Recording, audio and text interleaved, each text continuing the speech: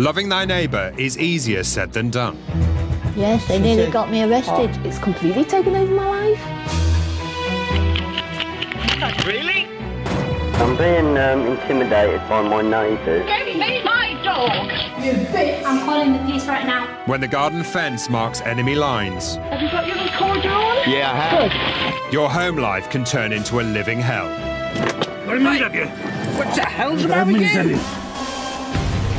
Coming up, when a pensioner terrorises the street, violence erupts. If he was a slug, I would put salt round him so he explodes. An army veteran is at war with his police neighbours. I picked up this camera and swung it. And a neighbour's extension turns into a nightmare. Nobody's going to want to buy this house looking at that monstrosity next door to us.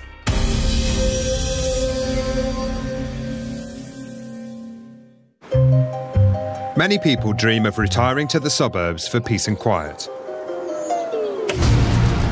Some residents of this street were hoping for just that, but it's not what they got. It's hard living here because every time you come out of your house, he's there. Every time you go to your car, he's there. He was a bully, and he bullied everybody he possibly could.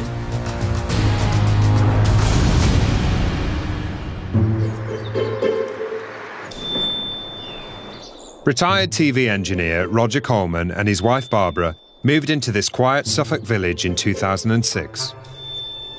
Little Blakenham is a very tiny village, and it's basically just a square of bungalows. And this is why we like it, because we've got no through traffic. It was nice and quiet.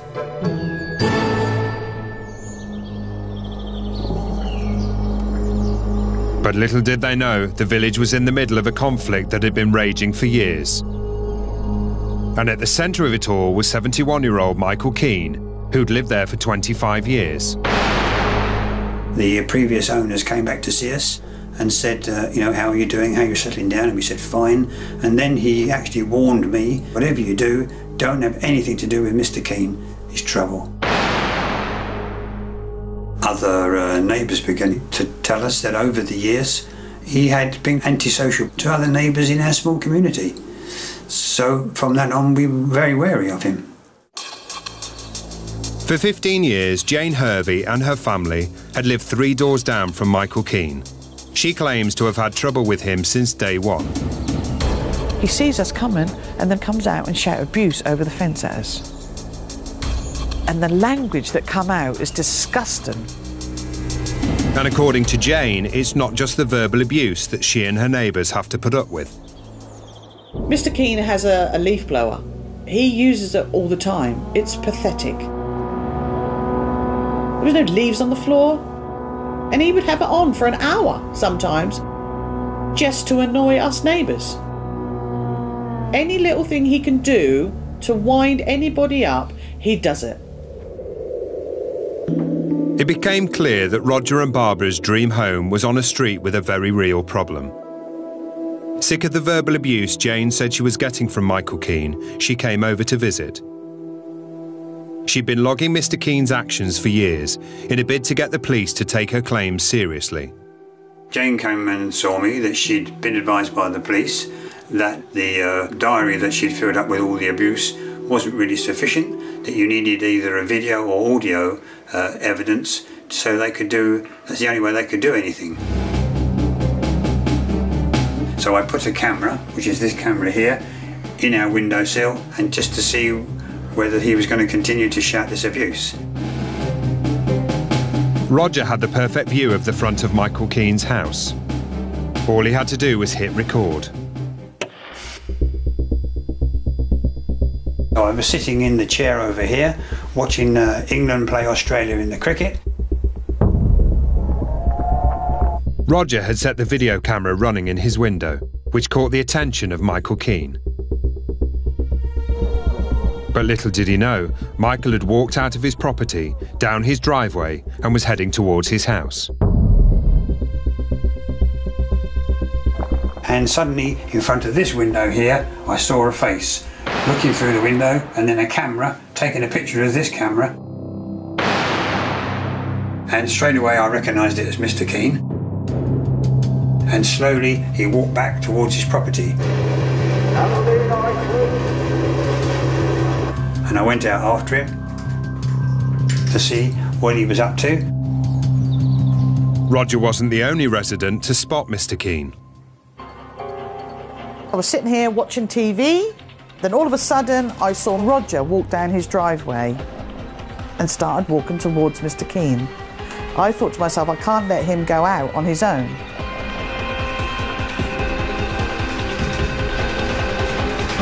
All of a sudden,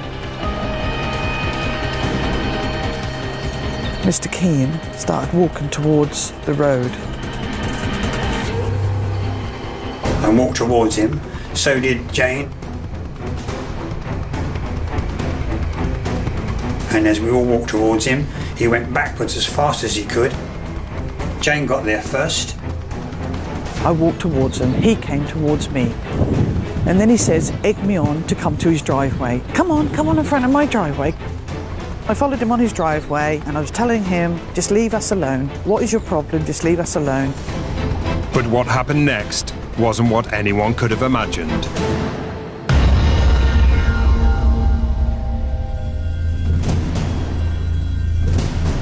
Years of tension had reached boiling point, but Michael Keane had only just begun.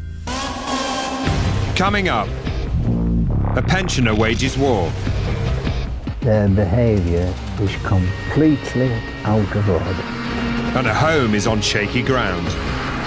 It is actually dug underneath our foundation.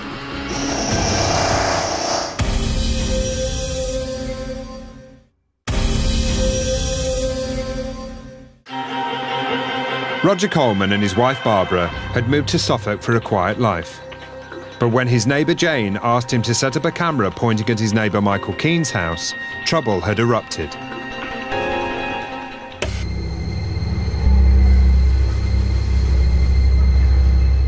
And I said, look what you've just done to me. You've assaulted me.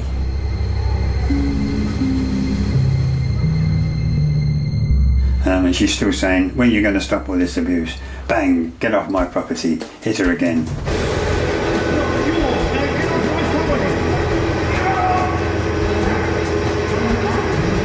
Absolutely disgusting. A neighbour phoned the police, but Michael Keane wasn't going to stop there. I'm shouting out to Jane, come on, don't go anywhere near him, come away. You've got 2 witnesses, he's hit you, that's good enough.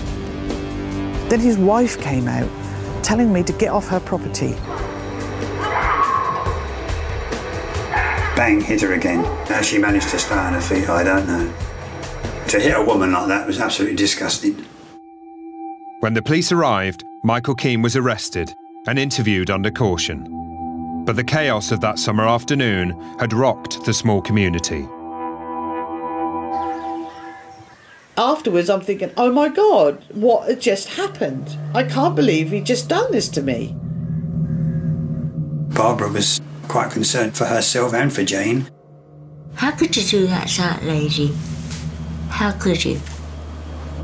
It was appalling, absolutely disgusting and appalling what he did to me.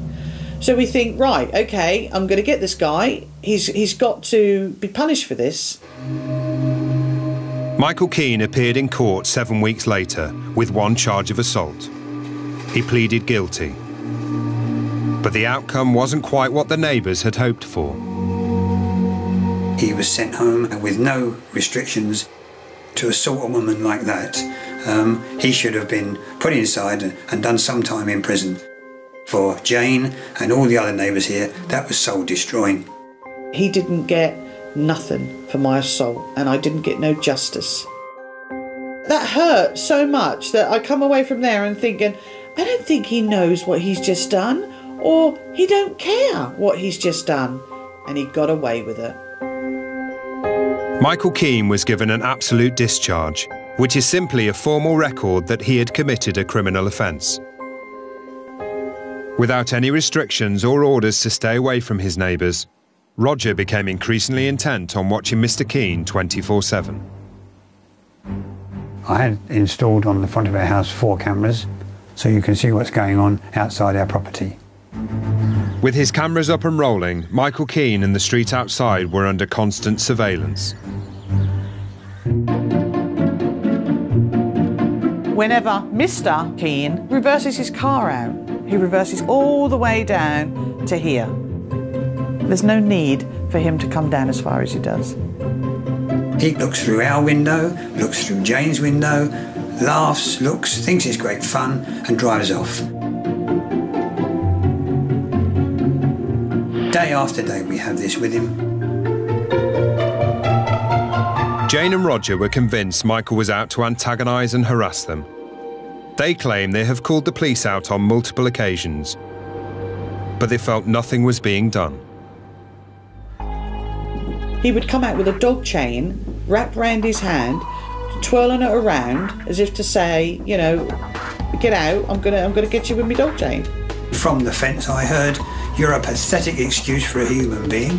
You've got no friends, nobody comes to see you. If he was a slug, I would throw him on the floor, I would put salt round him so he explodes. But for Michael Keane, there would soon be one complaint too many.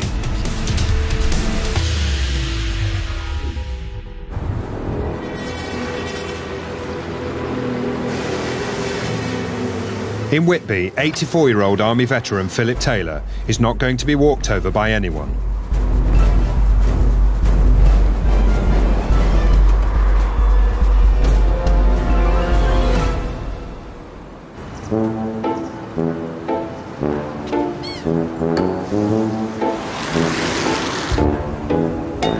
Come on, chick, chick. Chick, chick. A Yorkshireman born and bred, Philip Taylor has lived in Whitby since 1989. I've had chickens on and off nearly all my life.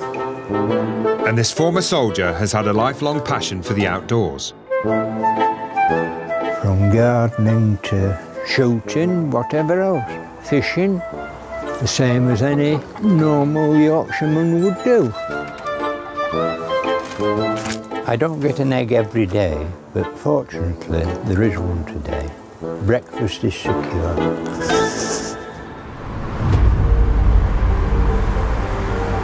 But one day in December 2013, Philip's love of nature caught the attention of his next-door neighbours, Mr. and Mrs. Webb. I was tending my plants on the other side of this fence, just there, as I had done for the last 26 years. The Webbs came from their house, which is over there, and said I had no right to be doing what I was doing. Philip Taylor had been planting bulbs on the Webbs' land for years. And my reply was, are you going to throw me off? On that comment, Mrs. Webb insisted that I had to stop. Mr. and Mrs. Webb had built their home behind Philip's in 2007 and had expanded their land by purchasing a strip of grassland that borders Philip's garden. Now what had previously been a disused strip on the other side of Philip's fence was private property.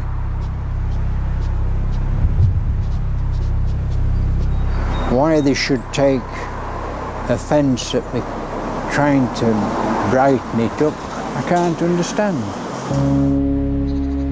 But Philip had been using the land for more than just gardening.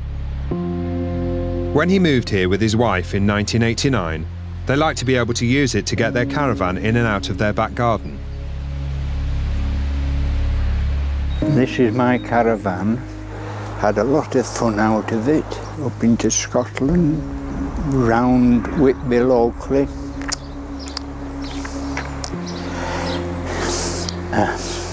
Gets a bit sentimental because I had the wife then.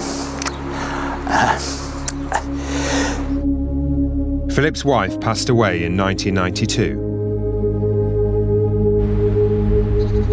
And although it's a few years since he used the caravan, Philip still likes to be able to access his garden through the land. But one day in 2014, the Webbs decided to do some gardening. I came down for breakfast roughly 8 o'clock. As usual, I looked outside, my chickens and things like that, gaze as you do, and I realised that there was action taking place just beyond my caravan, and it was Mrs. Webb and her husband with a chainsaw.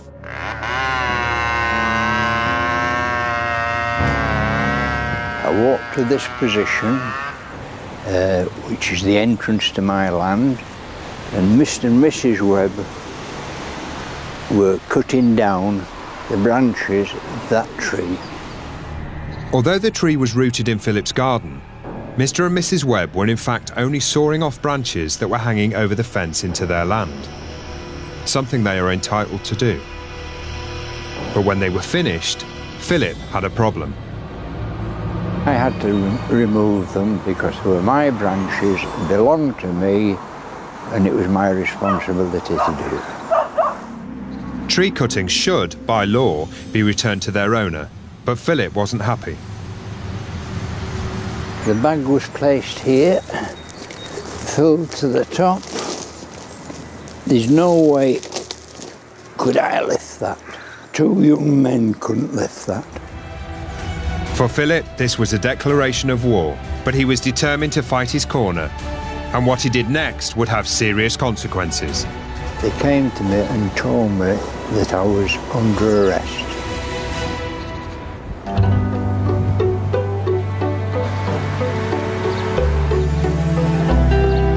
Few things in life are more rewarding than moving into the house of your dreams, as William and Audrey Ferguson found out in May 2010. We live in Goldthorne Park. It's beautiful, it's open, and the people are generally friendly. But when that home borders a building site, the dream turns sour.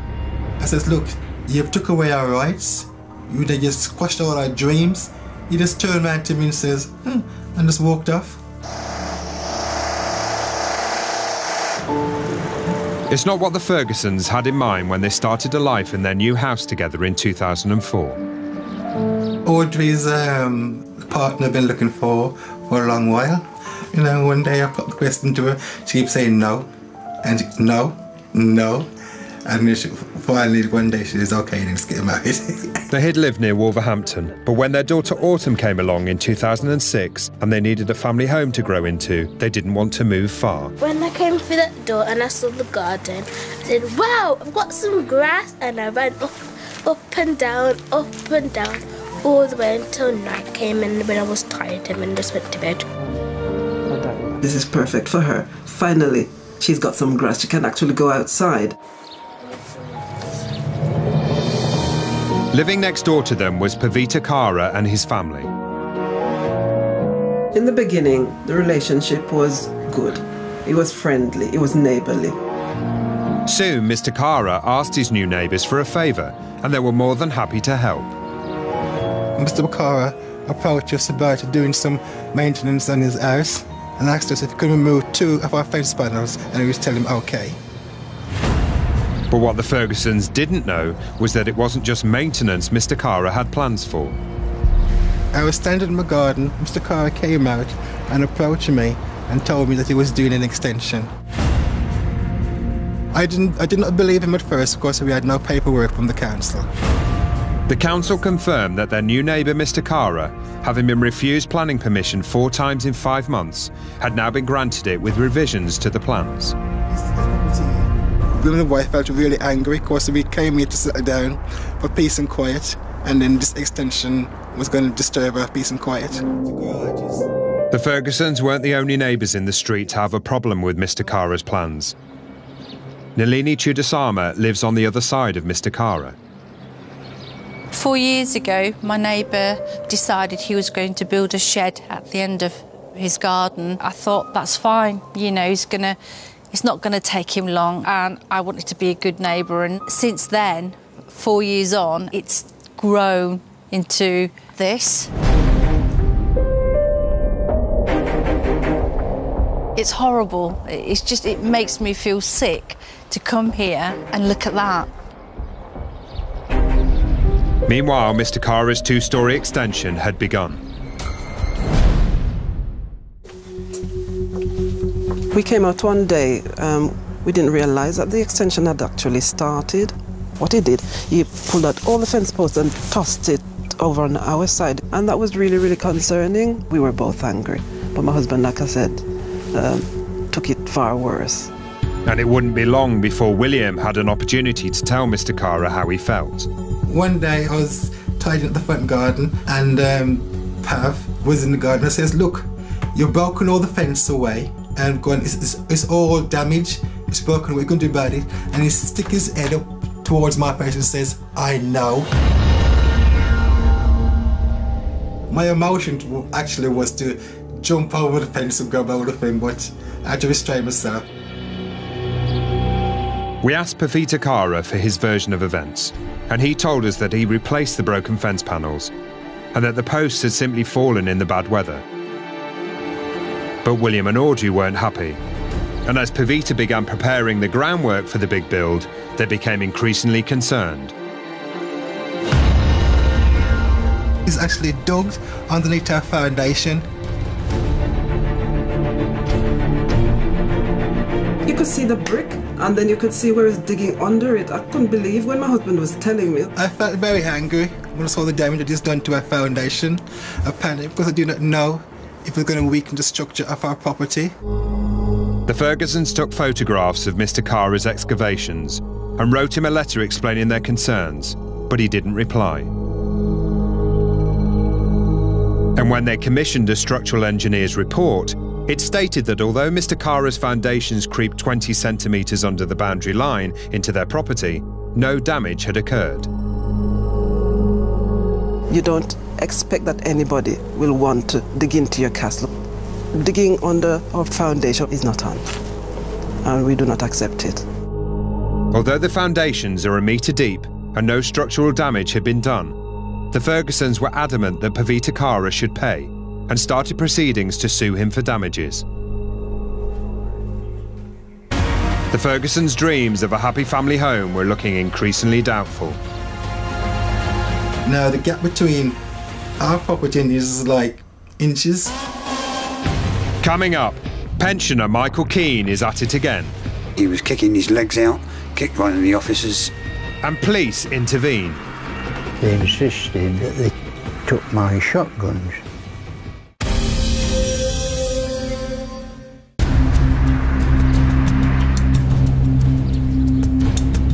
When William and Audrey Ferguson's next-door neighbour, Pavita Cara, started excavating the groundwork for a 2-storey extension, their hearts sank.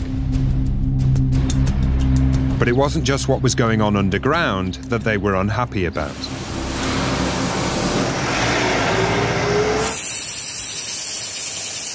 Well, naturally, building work usually make a lot of noise. We could hear like bees, zzz, and then there was hammering, but very annoying indeed it was. It was morning, noon and night. It was even on weekends. I remember one night we was putting in his front window. It was 9:30 and I was thinking, well, you know, it's even past the watershed. It was difficult to rest, made relationship in the household tight because William worked shifts and he's shouting and grumpy at everybody, and my daughter suffered the worst for it. And it wasn't just the noise that was alarming. The build wasn't looking like it was going to be finished anytime soon. One single builder was doing all the work. I thought there'd be a group of builders doing it, and then every day I come from work and notice this is one chap labouring away, and it was just one day he comes, he does it for a couple of days, and he comes another day and he just drags on and on and on and on. Even their garden was affected by Mr. Cara's big build. We started finding a lot of building materials in our garden, you name it, bricks, cement bags, plastics, nails, screws, tiles. As soon as we moved the bits of rubble and everything, the next day it all start over again. And Nalini, living on the other side of Mr. Cara, was also finding life difficult. One of the main problems that I have with Mr. Cara is that he uses his drum that you see along here to burn his building material, and that has been ongoing for the last 5 years. It's not garden rubbish or wastes or anything like that. It's whatever it is, carpets, plastic, cardboard, anything and everything, and there's just no consideration. Pavita Cara claims that he tries to be considerate and only burns rubble in a closed fire up to 4 times a year. But for his neighbours, life was becoming unbearable. Nobody's going to want to buy this house looking at that monstrosity next door to us.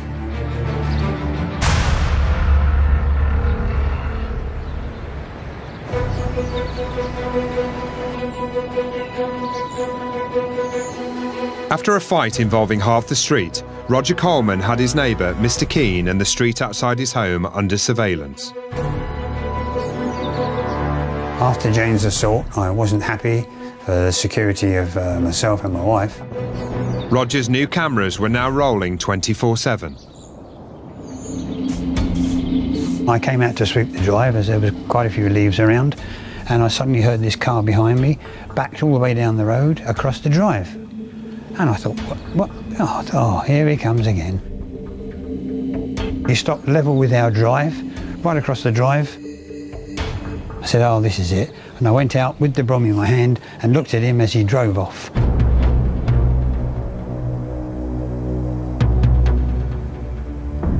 But Michael Keane saw things a little differently.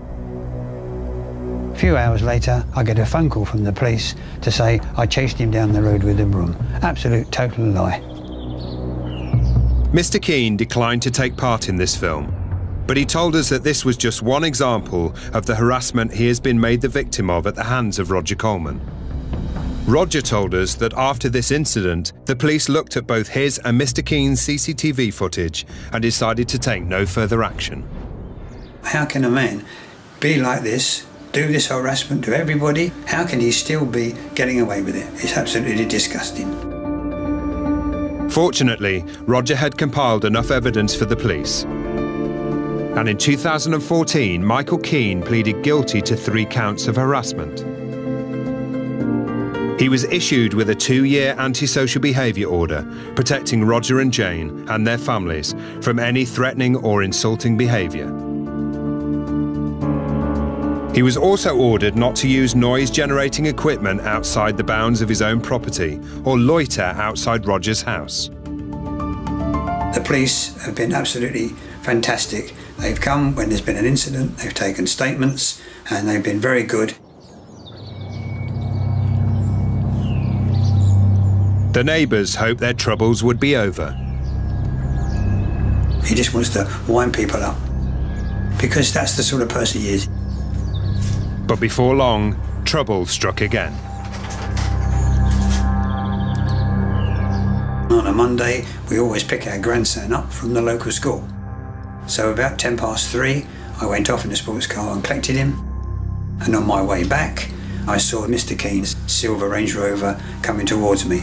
Suddenly, unexpectedly, he turned and drove across my side of the road and back again, which made me brake. I could have easily, no roof on, could have easily ended up in the field, and both of us could have lost our lives. When I got home, I phoned 101 and reported the incident. After listening to Roger's complaint about Mr. Keane's driving, more police officers arrived to speak to him. As soon as I saw the 2 police cars arrive, I thought I'd come out and have a look and see what was going on. And when I got to here, I looked round the corner and I saw the 3 police officers knocking on his door. After that, I went inside and watched it on the CCTV. The police were about to see Michael Keane's explosive behaviour firsthand. I saw him bring Mr. Keane out onto the drive. I asked him to come quietly, but he obviously wasn't very happy about that. The situation soon spiralled out of control. There was a struggle, and then suddenly he just seemed to want to get away from them, and they jumped on top of him, on top of the bonnet of the car, and he was kicking his legs out, kicked one of the officers, and then they eventually put handcuffs on him and took him away. Michael Keane factually disputes all his neighbours' allegations and insists his neighbours are in fact picking on him. He picks on everybody. He don't care who they are. He's got away with it for so long. All we want to do is to live in this neighbourhood peacefully, quietly and happily, and we can't do that with him in the corner. Although Roger's alleged road rage incident wasn't actioned, Michael Keane was charged with assaulting a police sergeant before being released on bail. But any hopes of peace and quiet in Little Blakenham were still a long way off.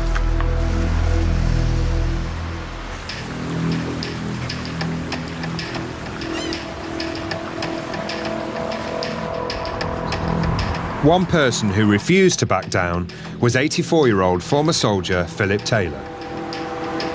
I've had guns since the age of 14, and of course in the army I was considered a marksman. Philip had locked horns with his neighbours, Mr. and Mrs. Webb. Their behaviour is completely out of order. Mr. and Mrs. Webb are police officers with the local Whitby force, and knew by law the branches they had cut from the tree belonged to Philip. But they left them in front of Philip's caravan. He wasn't happy. I immediately wrote a few words asking when they were going to remove it. Philip stood firm in his refusal to move the branches himself and decided on a more aggressive tactic. Just to prove a point that I had a right of access into my own property, I decided that I would park my car on their land. Despite having his own drive, Philip used his neighbour's land as a car park for the next 6 weeks. But soon, there would be a problem. I came back from Whitby town to find Mr. and Mrs. Webb with 2 or 3 other men laying big boulders. They put them there to stop me bringing my car onto the land. The boulders were laid up to that point then, so I drove round, just parked my car here on the grass as usual in front of my own entrance in protest. Went in, had breakfast, came back out to find that the whole of the area had been, boulders had been placed round it. They'd locked me in. They'd locked me in completely. But things were about to get much worse for Philip. I picked up this hammer, walked over to that rock and swung it, cracking it. After striking that rock 3 times, a piece came off. That was my intention, and I was quite pleased to see it happen. But before long, the police arrived on the scene. The police arrived and told me that I was under arrest and that I would be taken to Scarborough police station. They would handcuff me.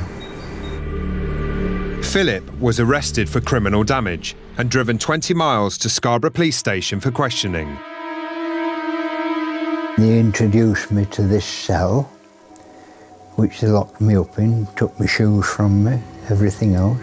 I can't say that I was frightened, ever frightened. It was all a joke. After 24 hours in custody, Philip was released on bail and allowed to return home under the condition that he didn't contact the Webbs. Knowing that I had a gun licence, they insisted that they took my shotguns, which I kept locked up safely in this cupboard. They just stated that they had a right to do so because of the situation. Do you think you're a danger with the guns? Do you think that's why? I've never been considered a danger with a gun by any authority. 5 weeks later, Philip was given a caution. We asked the Webbs to comment on these events, but they haven't got back to us. Philip's behaviour, however, did make news, and he now believes he has support. An awful lot of people just consider them an eyesore. In fact, somebody's painting the rocks now. And even though the rocks and the land legally belong to the Webbs, Philip remains undeterred.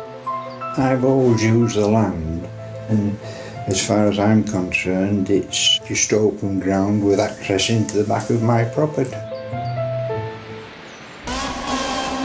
Coming up, Michael Keane's reign of terror continues.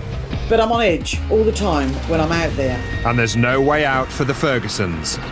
Nobody's going to want to buy this house looking at that monstrosity next door to us.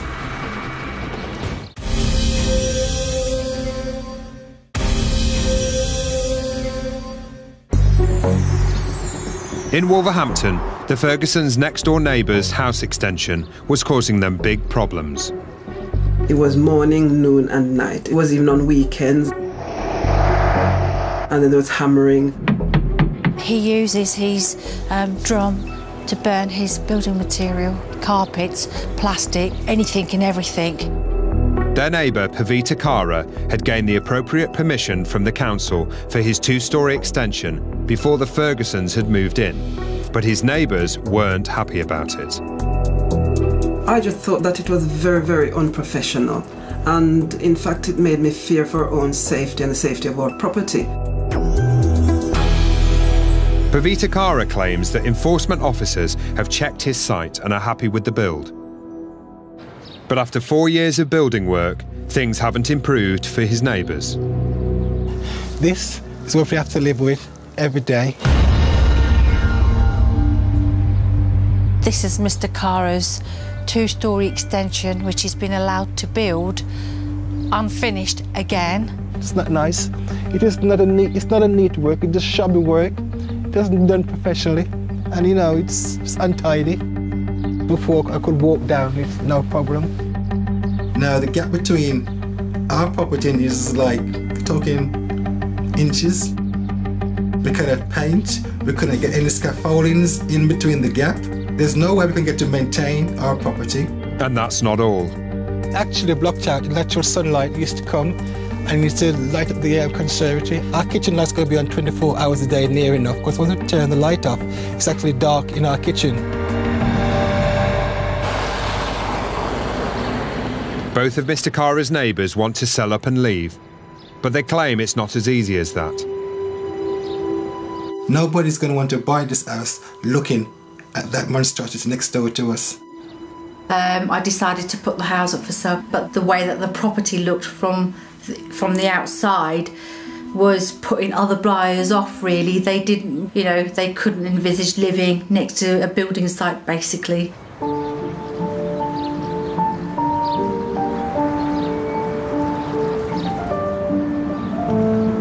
The Fergusons were at a loss.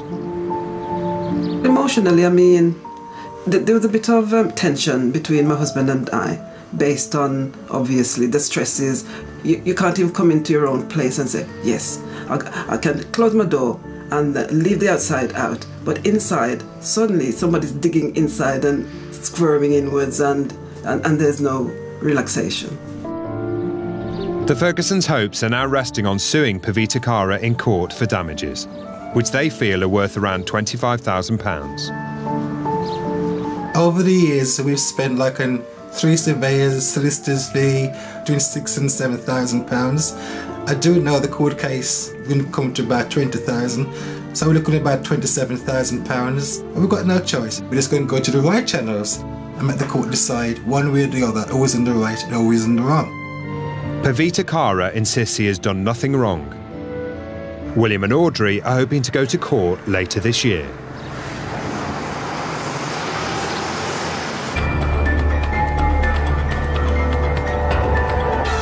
Roger Coleman and his neighbours in Little Blakenham had had enough of their 71-year-old neighbour, Michael Keane. He just wants aggravation, aggravation all the time. Although Michael Keane claims that it's his neighbours who are harassing him, it was he who had been arrested for assaulting a police sergeant. According to the neighbours, though, things didn't calm down.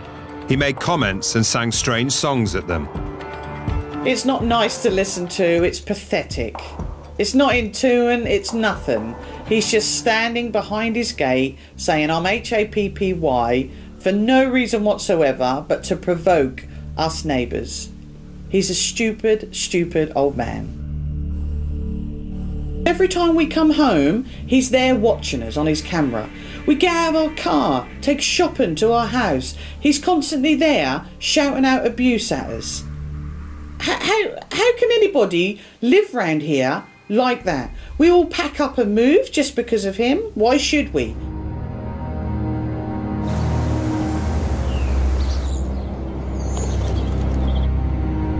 Roger and Jane held their breath as Michael Keane appeared in court facing charges of resisting a police sergeant and assaulting a police sergeant.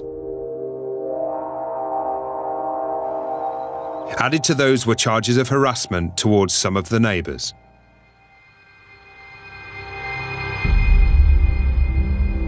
Michael Keane pleaded not guilty to all charges, but was found guilty on all counts. He was sent home with an £820 fine. He got away with everything he did. He should have been punished. And I don't think he's ever going to stop harassing us neighbours until he's dead.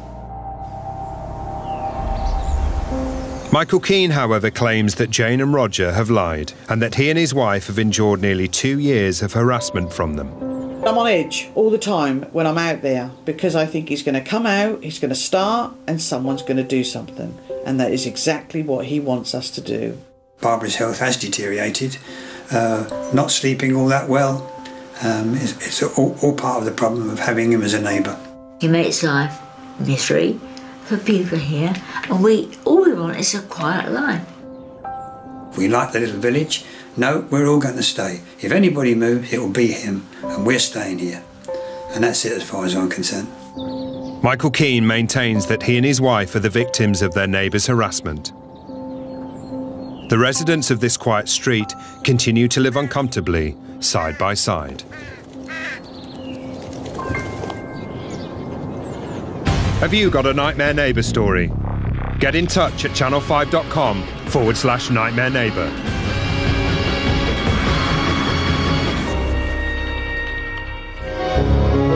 And if you missed last week's Nightmare Neighbour, it's next door on 5 Star in just a tick. Meanwhile, here on Channel 5, after a big night at a notorious Hollywood club, tragedy unfolds for one young 90s movie star. Don't miss new Autopsy. Last hours of River Phoenix next.